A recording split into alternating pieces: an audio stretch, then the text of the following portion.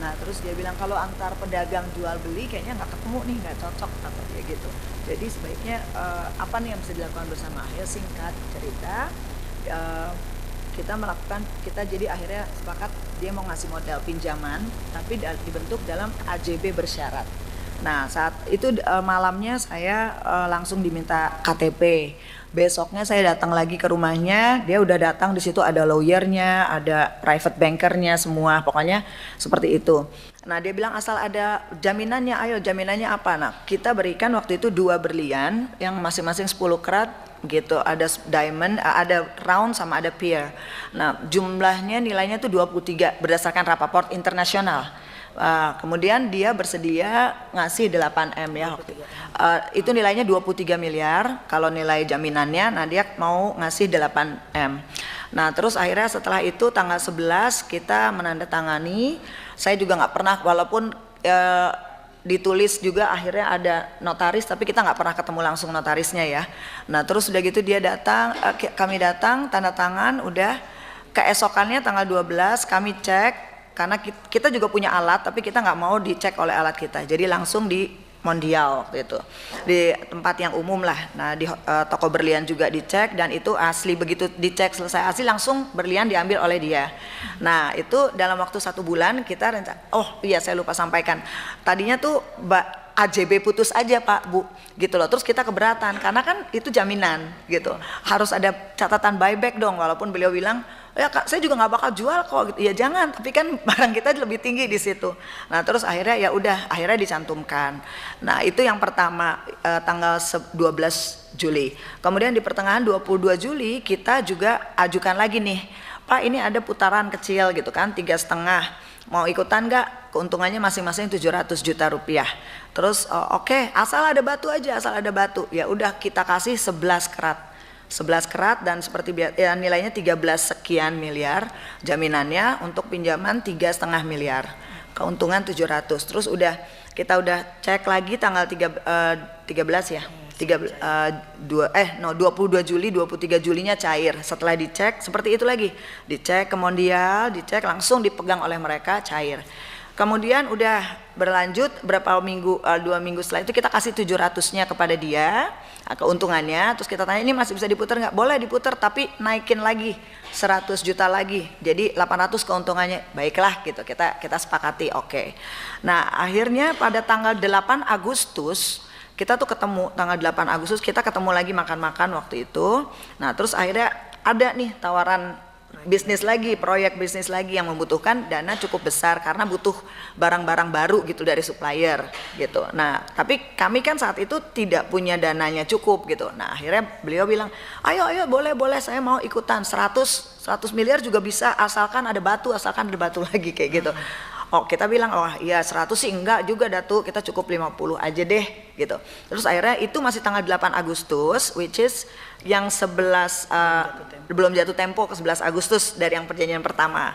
Terus udah gitu dia bilang oke, kalau gitu gini aja, nggak usah diakumulasikan saja katanya, yang pertama kedua di 50 miliar ini, jadi nggak usah dikembalikan. Jadi nanti tinggal sisanya, tuh 28 sekian, 7 lagi. Oh ya kita setuju aja, kita senang aja gitu kan dengar. Tapi kita bilang 7 miliarnya bisa dikirim duluan nggak?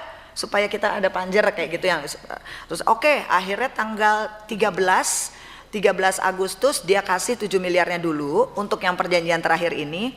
Kemudian tanggal 20 kita sepakat ngasih, tadinya tuh kita mau ngasih 3 berlian lagi aja yang besar-besar, tapi bilang jangan tambah lagi 4, akhirnya tambah total jadi 6 berlian tambahannya, jadi jumlahnya lebih kurang 100 miliar, itu lebih kurang. Terus ya udah, kemudian tanggal 20 kami serahkan, seperti biasa dicek sama-sama ke Mondial, terus udah gitu langsung dipegang mereka. Saat itu Datu nggak ikut, jadi cuman istrinya aja IM.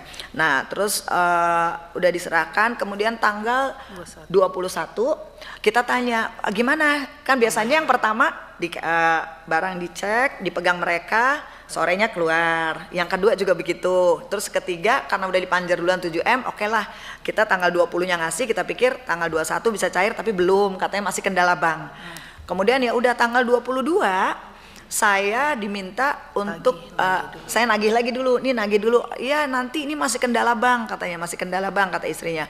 Tapi ketemu ya kita di patio untuk sign agreement lagi. Oh oke, saya pasrah aja. Kita pasrah aja. Katanya addendum, pokoknya ada agreement lah, agreement terakhir untuk yang 50M itu ya udah saya terima aja. Udah akhirnya saya tanda tangan, selesai semua, terus kita juga tanggal 23 kita tagih. Sampai seterusnya itu belum juga. Tanggal 30 Agustus itu kita masih diundang ketemu di Malaysia. Kita ke penthouse-nya ngobrol untuk gimana ini kelanjutannya gitu ya, untuk pencairannya gimana. Karena menurut mereka tuh masih butuh untuk underlying. Terus kita bilang loh, kan underlyingnya udah jelas AJB jual beli berlian. Dia kan punya toko berlian juga. Maksudnya kan kenapa susah gitu underlyingnya. Tapi itu alasannya mereka lah gitu. Terus kita udah teleconference juga. Sampai tanggal 11 September ya. 11, pokoknya sebulan setengah. Iya, sebulan setengah. Ya, nanti dulu, 11 September kan berdasarkan kalau yang 50M ini tanda tangan itu karena dia ngeluarin tanggal 13, 7 miliarnya. Yang ketiga nih, perjanjian ketiga. Jadi harusnya jatuh tempo yang 50 miliar nih 12 September gitu loh. Kita tadi sepakat ngasih 20%. Tapi kan dia belum ngeluarin uangnya juga sama sekali. Gitu. Terus tanggal 11 September Datuk telepon. Dia bilang mana bisa ditransfer keuntungan buat saya. Terus kita loh gimana kita bisa kasih keuntungan 28.7-nya kan sisanya belum dikirim, kita belum, kewajiban kita gimana, jatuhnya bisa riba loh nih kan kalau kayak gitu. Terus tapi dia bilang agak marah juga dia dengar kita ngomong riba maksudnya, cuman di sisi lain dia juga agak ngancem ini bisa kita jual batunya nih. Waduh, terus terang kita nggak mau itu terjual karena kan harganya jauh di atas itu gitu loh aslinya. Jadi akhirnya kita ngomong, kita nego, oke deh 10% aja Datuk, karena Datuk juga belum melunasi kewajibannya memberikan uangnya semua kepada kita. Ya oke lah, boleh. Jadi tanggal 12 September kita bayar keuntungan 2 miliar 130 gitu. Terus setelah itu masih kita tagih lagi dan sampai akhirnya karena nggak dikasih kita minta akhirnya, Datuk gimana kita ambil aja berliannya supaya kita bisa jual kalau emang Datuk nggak bisa keluarin dananya gitu kan, karena ada yang minat lah gitu, walaupun 6 batu terakhir. Terus kata Datuk, ya saya akan kasih 9 batunya. Wah kita makin seneng, maksudnya baik banget nih Datuk kan gitu ya, 9 batunya saya akan kasih gitu. Tapi tuker ceknya Reza ya katanya gitu, tuker ceknya Reza. Terus gitu, yang akan dibayar nanti dia ngatur, kalau nanti Januari berarti 30%, kalau kita bayarnya November kena 10%, kalau Desember 20%, segitunya pun kita masih okein, nggak apa-apa deh gitu kan, daripada kita macet banget semuanya. Nah terus akhirnya pada saat 23 September ya kita ketemu, ternyata yang datang asistennya. Bawa cuma 6 berlian. Nah terus katanya kita harus sign tanda tangan lagi kan dengan pengacaranya itu, karena penyerahan ini itu kita udah bilang bahwa kita nggak bisa sampai lewat 4:30, kita dari 3:30 karena jam 5 kita udah ada pertemuan sama calon pembeli gitu. Dia ditunggu sampai 4:30 lewat, nggak datang juga. Ternyata yang dibawa cuma 6 berlian, padahal kan katanya 9. Terus kita sempat telepon Datuk, ini cuma 6, ya nggak apa-apa 9 aja, kamu nggak percaya, bukan juga nggak percaya, pengacaranya mana gitu kan, belum datang. Akhirnya batal dikasih saat itu. Ya udah kita atur waktu lagi sampai akhirnya 4 Oktober kita berkabar gimana nih, kita mau ambil berliannya lagi. Terus akhirnya istrinya yang bilang bahwa oke, tanggal 7 deh, hari Senin jadi 7 Oktober tepatnya. Baru tanggal 7 Oktober kami datang, saya berdua dengan Ibu Dewi datang ke sana, ke rumahnya. Di situ udah ada pengacara, udah ada private bankernya, terus ada asistennya, pokoknya semua rame-rame. Nah, kecuali kita berdua aja, nggak ada pikiran apa-apa. Nah terus akhirnya mereka bilang bahwa ini ini semua udah kita cek palsu. Kaget saya. Yang langsung saya tanya saat itu juga adalah, kapan Anda ngeceknya gitu kan. Terus mereka bilang tanggal 22 Agustus dan itu 7 Oktober.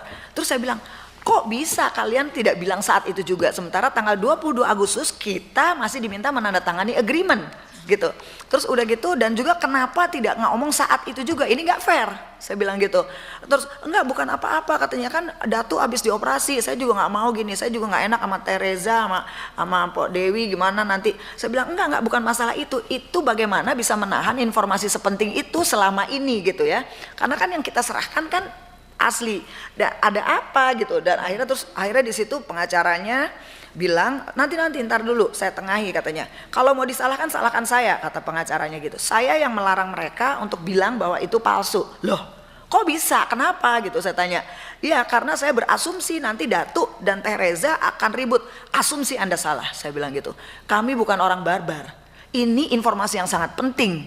Kenapa itu bisa ditahan? Dan ini sudah hampir 2 bulan baru dibilang begitu. Apalagi barang yang pertama itu udah hampir 3 bulan jadinya. Dan terus kita bilang kalau gitu ini tidak fair, kami menolak. Dan kita telepon pengacara kita saat itu juga, terus perintahnya udah jangan disentuh. Dan kita memang tidak mau ambil barang-barang itu, akhirnya jadi ya udah di sana aja. Kemudian setelah itu, dan saat itu juga mereka kasih kita apa somasi.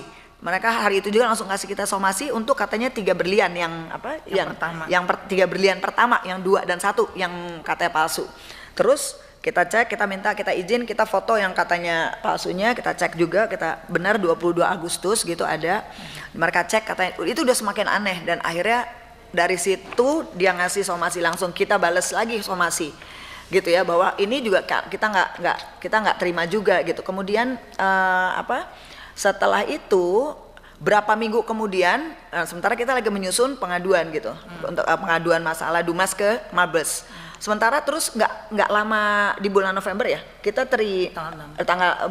sebelum tanggal 6 kita terima lagi somasi kedua dari dia, katanya semua 9-9-nya palsu.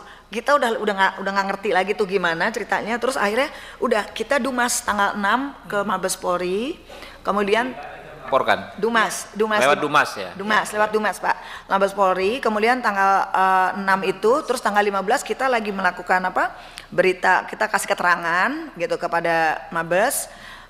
Tiba-tiba maghrib tanggal 15 itu berita tuh udah keluar dari Polda, dari Kabid Humas Polda, melaporkan ada pelaporan, saya dilaporkan di situ di Jatanras gitu, melakukan penipuan penjualan berlian palsu. Sintetis gitu. Aduh, itu pembunuhan karakter sekali ya. Maksudnya itu baru dilaporkan kok langsung sudah seperti itu.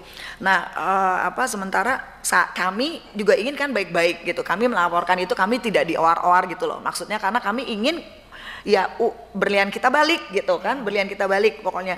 Nah, terus ternyata udah langsung ya itu rame. Untungnya saya masih di Mabes. Jadi tengah malam itu saya langsung klarifikasi untuk mengimbangi beritanya gitu Bapak Ibu. Kemudian lagi akhirnya karena namanya Dumas kan perjalanan masih agak panjang, saya melaporkan juga di Polda, di Harda ya, melaporkan juga laporan di situ. Nah jujur aja kami tuh khawatir banget karena kami ini kan orang kecil lah gitu ya, kami orang kecil sementara lawan kami ini orang yang luar biasa gitu, yang punya kemampuan dan power gitu. Dan setelah itu juga ternyata oh ya betul Bapak Yusri. Iya, Bapak Yusri. Nah, terus kami juga dan kami juga mendapati bahwa ternyata Lavin New York itu ya. Lavin New York, toko Lavin New York yang di Malaysia ini, walaupun itu katanya jadi yang pegang anak angkatnya. Anak angkatnya dia bilang bukan punya, cuman dia dari awal kan bilang saya juga punya toko berlian itu, jadi kita pegang gitu kan, itu kata-katanya, walaupun itu dipegang anak angkatnya lah gitu, namanya Calvin, tapi itu kata-kata pertama saat berjumpa dengan Datuk tuh, saya juga punya toko berlian. Kalau di hari pertama itu dia juga langsung ngangkat ya, walaupun ada sintetik ada ini, cuman yang namanya berlian palsu sama sintetik kan ketahuan gitu kan, kalau palsu apa enggak, di nembus apa tidaknya gitu, dia tahu sekali bahwa itu memang berlian gitu. Kemudian di situ ternyata menjual lab ground atau sintetik berlian yang bisa di manufacturing gitu loh. Ya itu kita ketahui setelah udah lewat. Jadi kita kan mencari tahu kenapa kok bisa begini. Nah jadi kami khawatir dengan kemampuannya di sana gitu, pihak di seberang, bahwa mereka akan melakukan segala upaya di kepolisian juga gitu ya. Ini semua tanda terima, ini asli semua dari jadi dari pengacaranya mereka Bu. Kita nggak nyiapin apapun, mereka pengacara dari dia, terus notaris dari dia. Itu pun juga setelah berapa hari baru dikirim di hadapan notaris. Tapi kita juga nggak pernah ketemu notarisnya. Seperti itu Bapak. Jadi kami benar-benar memohon perlindungan hukum gitu. Karena kami udah bolak-balik juga kemarin. Tapi dari saat kami di Jatanras kami merasa bukti-bukti yang kami serahkan itu tidak diabaikan lah gitu oleh mereka. Seperti itu Bapak Ibu. Ya, ada tambahan dari Pak Pengacara. Jadi kronologisnya sudah Pak oleh Mbak Reza ya, lengkap yang tadi panjang tadi yang timeline ini sudah disampaikan. Apakah ada? Jadi sedikit Mbak Reza. Ini Mbak Reza ini menjual berlian ini sudah lama Mbak? 2 tahun ini Pak. 2 tahun ini. Kalau yang duluan ini beliau. Jadi saya lebih ke Mbak siapa marketing. maafnya Ratna ya? Ratna Dewi. Mbak Ratna Dewi ini memang menjual berlian profesinya. Iya, Pak. Sudah berapa lama? Dari tahun 2000 Pak. 2000. Sekarang 24 tahun. Iya. Selama ini pernah ada keluhan terhadap berlian yang Mbak berdua jual? Tidak Ada ada, komplain, ada masalah hukum nggak? Pernah ada ya? Tidak